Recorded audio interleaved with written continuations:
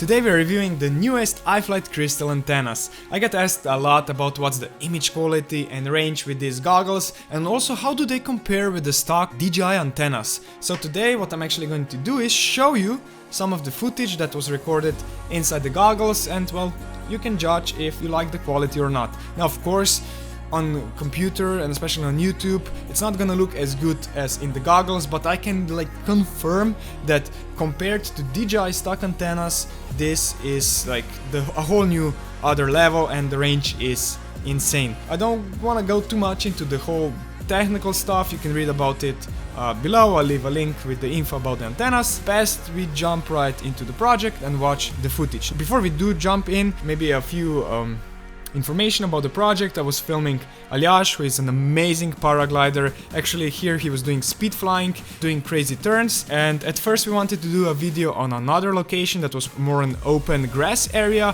but because the landing zone was covered with a layer of clouds, we moved higher and mostly he was flying above the trees. So it was really vital that I see the image clearly and see all the details so I don't crash, and that I have a long range good signal. Okay, so let's talk about the project.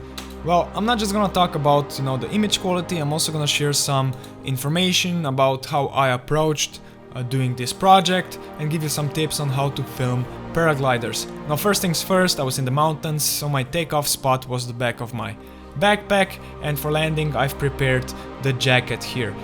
I could land on the back of my backpack, but I just wanted to be 100% sure because my hands were freezing a bit.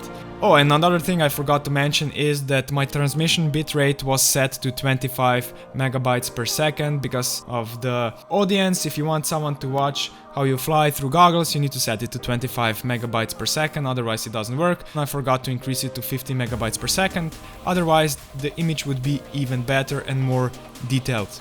And the drone that I was filming this video with was the Iflight Nazgul5 6S version Cadex Vista Digital HD system, and the camera on the drone was the GoPro Hero 8, but obviously now you're watching the footage that was shot in my goggles, and this right here is my all-time favorite cinematic FPV moment I ever filmed. Probably I didn't expect him to be so fast. He was flying around 80 to 100 kilometers per hour, and of course this was my first time filming paragliding, so I wanted to stay behind him just to be safe and kinda learn how he's gonna fly. Of course we did some pre-communication, he showed me where he's gonna fly, what he's gonna do, we watched some videos, so the communication was really clear. Again, as I've mentioned in the ski jumpers behind the scenes video, if you haven't watched it, click here, go watch it, a really cool video. As I've said there, communication with your subject is very, very crucial to get the most out of the filmmaking experience and also to keep your subject safe. Every sport has its own specifics, so keep that in mind. Next thing I want to talk about is this blurriness on the side, and this is because I have the setting in my goggles set to focus in the middle, so get as most information as possible in the middle of the goggles, so the transmission is strong, and this kinda increases the overall range. And the next thing I want to talk about is the blurry pixels that you sometimes see, like here. Yeah, this is exactly what I wanted to show you. So this is the thing that I don't like with the digital FPV, this blurry pixels, so you don't see the tree branches so clearly as you do with the analog system, but this is the only thing that looks better in analog. Otherwise, digital system is incredible, and I highly suggest it for cinematic FPV, and again it looks much better in my goggles than it looks here. This is now around 1 kilometer away from the starting point. We are now in the air for 75 seconds, and as you can see the signal is still the same as it was at the beginning of the flight.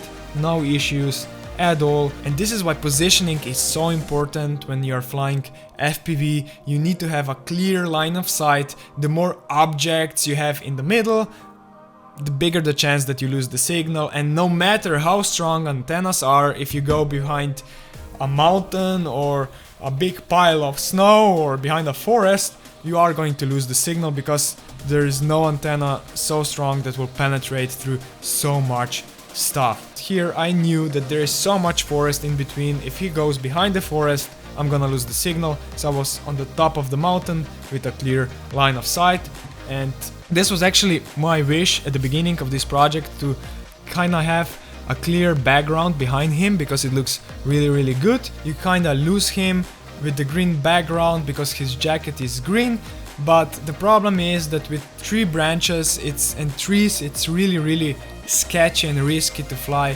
low, because there's a high chance that you will crash. So initially we wanted to film him on another spot, which was a grass area, so he would fly there for around 30 seconds. And yeah, we're gonna do that on another shoot. If I fly right above the grass, I have, you know, clear area. It's much safer to fly. I'm actually showing you some of the footage from another shoot here, so you get an idea about what I'm talking about. And now we are around 1,300-400 meters away, and we're going lower and lower, and here we lose the signal. Why? Because we went behind the forest. As I told you, there is no way, like no antenna is gonna penetrate through so much of forest, so always try to keep clear line of sight. So I punch the throttle, go back up, and we get the signal back, no problem. So this is where I was standing, and look at how much forest there was in between.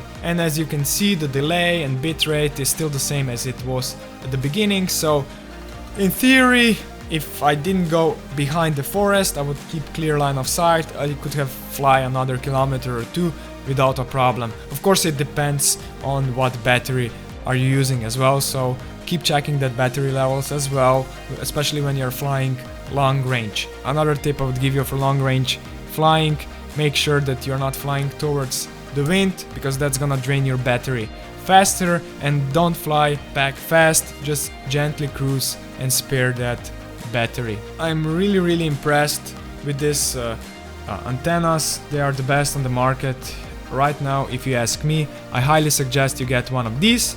Let me know if you have any questions, leave a like if you enjoyed watching this video, and I will see you in the next one.